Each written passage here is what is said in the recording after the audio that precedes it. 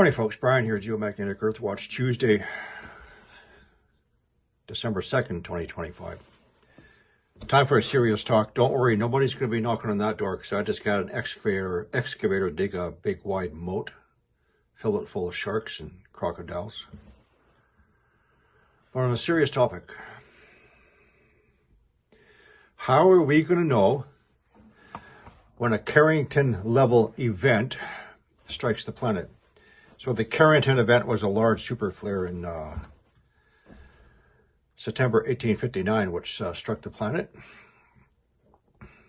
Now, please keep in mind that back then, our field strength was 100%.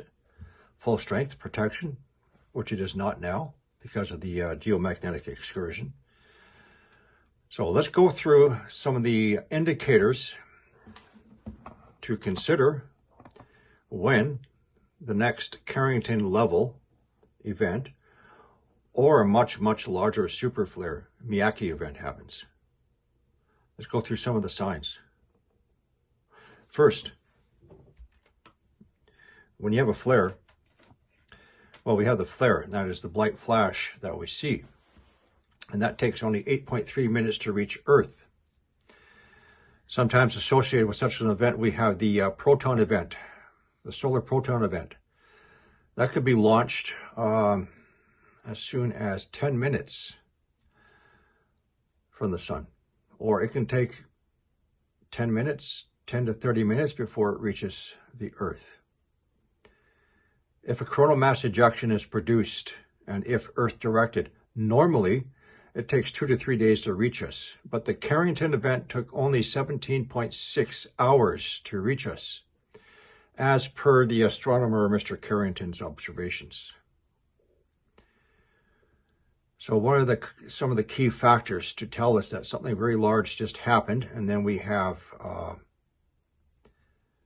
now me personally, I would narrow that down to a 9 to 12 hour notice before we get hit. That's just me. Now, some people are more energy sensitive to solar impact events, starting with the hard X-rays. So during the actual solar flare, the bright flash of light that we see, that emits the hard X-rays. And again, taking only 8 minutes to reach us. Some people are energy sensitive. I'll give you an example. It was either 2 or 3 Octobers ago on Halloween. I was with my wife in the bedroom in the morning, and then all of a sudden she had this sense of an unbalance, vertigo. She almost collapsed to the floor. She walked to the wall to place her body against the wall to prevent herself from falling down. So I assisted her to the bed, did an initial check of her vitals. I knew exactly what happened.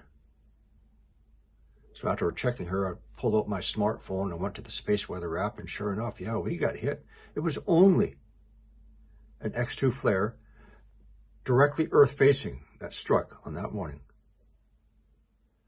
But some people will feel that hard X-ray hit. It's just going to hit us. Oh, what was that? Right? Feel uneasy, shaky, dizzy, vertical, collapse. Then, and also high-pitched tones ringing in the ears. As for example, in the movie Leave the World Behind, high pitch ringing in the ears. Now I'm going to be using clips, various scenes from the movie Leave the World Behind, because as I have already done, and I'm going to do it again,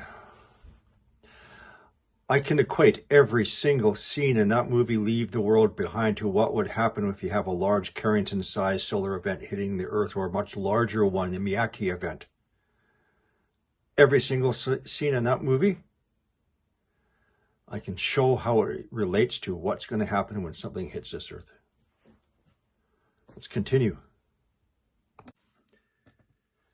Birds who rely on and are sensitive to the magnetic field are going to suddenly start dropping to the, dropping from the sky, just like in the scene of the flamingos landing in the swimming pool and Leave the World Behind.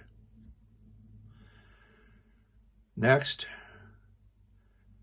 dogs in your neighborhood are going to start barking incessantly, nonstop, as they are beginning to now.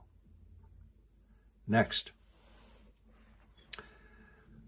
all of a sudden, there's going to be telecommunications failures from the hard X-rays hit, for example. The TV isn't working. Whoa, easy, baby. Come on. Dad, can you fix it? Yeah. Well, now it's snow. Last night it was a blue screen. I wonder what that means. What? Yeah, see...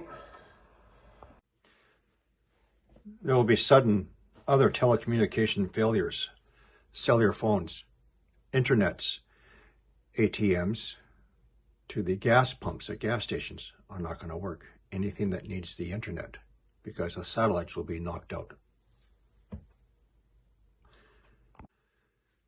Then this is going to happen.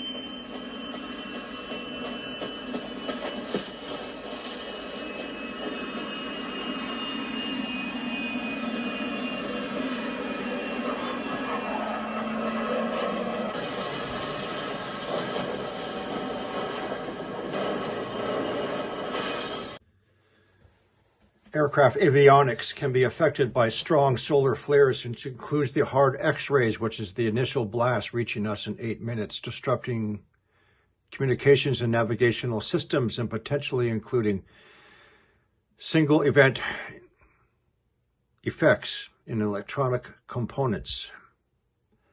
For example, aircraft on final approach at the time of the incident, corrupting critical data to flight control systems, such as we have been recently discussing. Not just aircraft.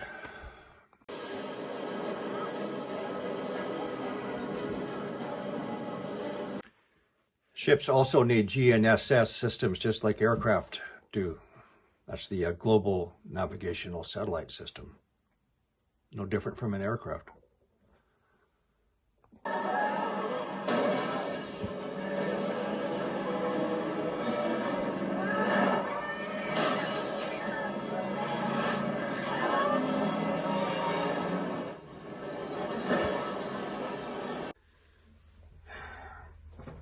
Autonomous vehicles also require satellite link-ups for safe navigation and other operations of these vehicles. Next, the grids will be shutting down. Safety features put in place when they know something's going to be hitting us. They're going to be shutting down. Before any induced currents from CMEs, they're going to be shutting them down. Hydroelectric, nuclear, solar arrays, and so on. Expect the power to start being going out. So we're going to lose our telecommunication. We're going to be losing our internet, our cell phones, electricity. In short order, this is what I expect to see. So when all of a sudden you start experiencing, or people around you, because you might be more not as energy sensitive, but it's going to affect everybody.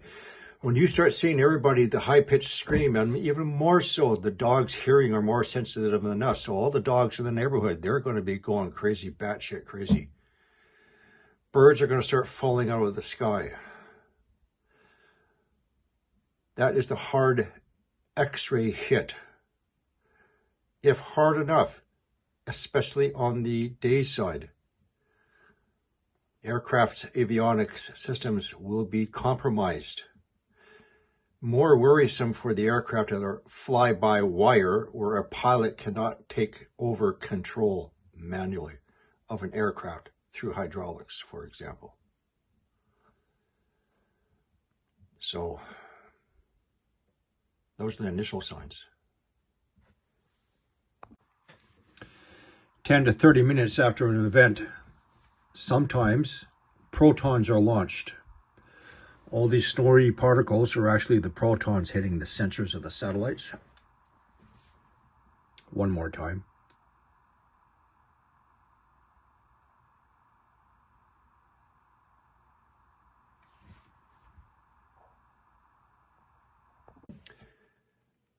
I'm not finished yet. I'm going through the initial stages. So sometimes proton solar storms are launched 10 to 30 minutes after the event.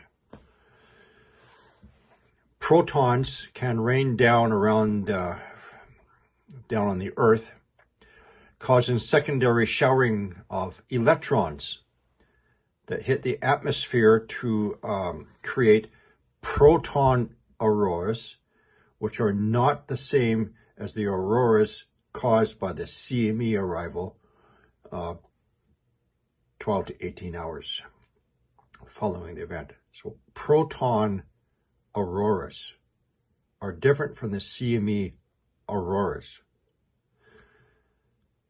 So depending on which side of the planet you're on, 8 minutes afterwards, hard X-rays, and then anywhere from 10 to 30 minutes afterwards, proton auroras. Has anybody else brought this up? The difference between a proton aurora and the auroras from the arrival of either accelerated solar winds or CMEs.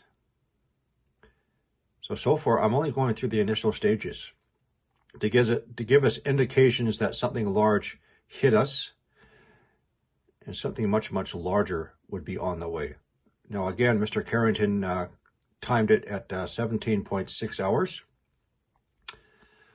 I don't know, me, you know what? I would decrease that to 9 to 12 hours to prepare.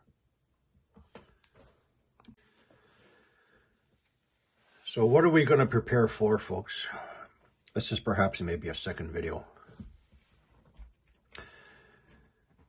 We're preparing for the shock wave, the arrival of the large CME. That's going to take the rest of the grid and related systems down, cause the induced currents, fires, explosions, and so on. By my estimates, by my thinking, by my opinion, we'll have 9 to 10 hours, 9 to 12 hours, pardon me. Hopefully we would have long, like say 18 hours. Don't be running to your computer trying to look up NASA or NOAA space weather prediction centers, because everything's going to be down. We're not going to know. You're not going to know from me. You're not going to know from the screaming, yelling idiots on YouTube. There'll be no telecommunications. There'll be no internet, no cellular phones, no nothing. All we have to go on is the environment around us. All of a sudden, our brains are going to get hit with the hard X-rays. We're going to be dizzy. We're going to be losing our balance. People around us are going to be falling down. The dogs in the neighborhood, you think they're barking a lot now? There's a slow, gradual increase in the dogs in my neighborhood, just barking, barking, barking, because their brains cannot adapt to the increased levels of solar radiation coming in now. What do you think is going to happen to them when their brains get hit hard with the hard X-rays? And then birds start falling from the skies. Within minutes, planes, avionics, anything required for or operated by computers and fly-by-wires, in which the pilots will not be able to disengage from and control themselves, such as has happened so many times now. You're going to see planes falling out of the sky. Then you're going to see all the rest permanently grounded. Safety mechanisms are going to kick in to automatically shut down the grids, and so on. Then you have to put your plan in place. Whether you stay put in place, sheltering in place, keeping in mind that everybody around you, the neighborhoods around you, how many of those people are prepared, know what's going to happen, will know what is happening when we get hit? Are they prepared? Grid goes down. Pumping stations for water go down. Pumping stations for natural gas for heating go down. No power for communications for the gas stations to pump that gas out of the ground go down. Cooling systems for all the grocery stores go down. Just to name a few things. Or do you take that 9 to 12 hours to head out to your predetermined bug out location? The very first thing you do is you get your family together, gather them together wherever they are. When you start experiencing all these signs and symptoms and signs around us, get your family back. Then you got to figure out what to do.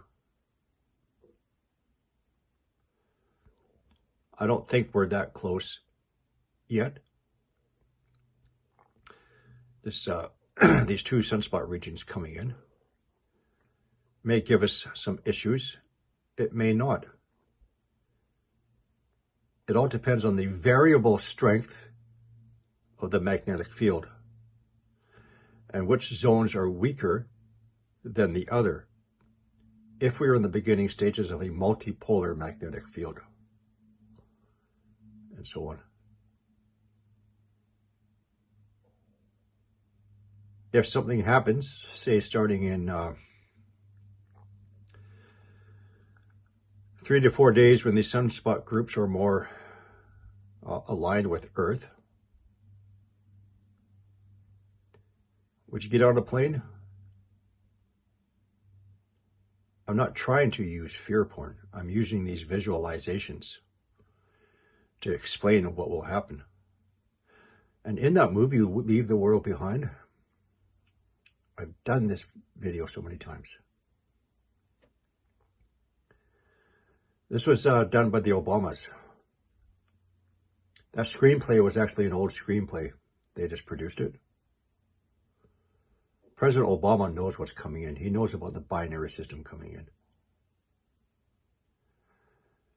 Every single scene in that movie describes what would happen when we have a super flare event hitting the Earth. As with everything else, they had to come up with a cover story. The cover story is the cyber attack. You look at that movie closely, and in 3 separate scenes, they show a red celestial object closer to Earth's orbit than the sun. Carlos Ferrada says of Herculebus, it will pass within 14 million kilometers from Earth. To put that into perspective, the sun is 150 million kilometers from Earth. I get kilometers and miles mixed up. The point is, it's 10 times closer than the sun is. So in that movie, they want you to see something, but they don't want to make it obvious. The red celestial object behind the satellite.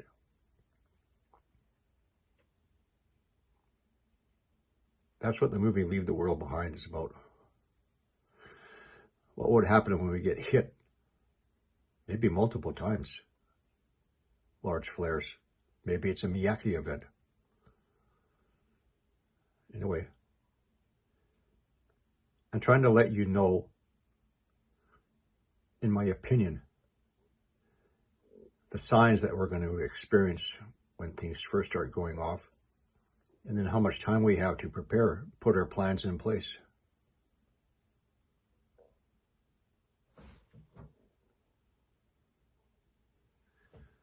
I think they're too afraid now. They're not going to come knocking on my door anymore.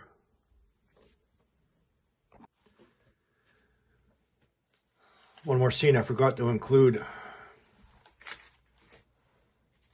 and that is the truth is much scarier. The truth behind the movie is much scarier. The truth is much scarier. What is the truth?